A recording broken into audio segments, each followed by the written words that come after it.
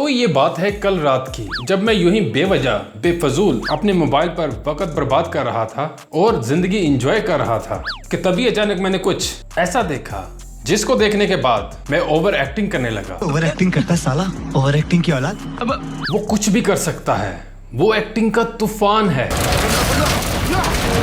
वो सुनामी है भाई, वो बहुत बड़ा क्रिएटर है भाई, कुछ तो है उसमें। मैं सोचने लगा यार इस तरह की क्रिएटिविटी भी हो सकती है।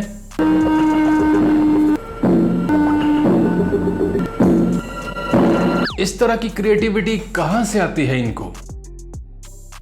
हम तो कसम से यूं ही प्रोफेशनल लाइफ को बर्बाद कर रहे हैं। समोकते जाइए, आ जाके चस्के लाइए, आ मछली पठूरे खाइए।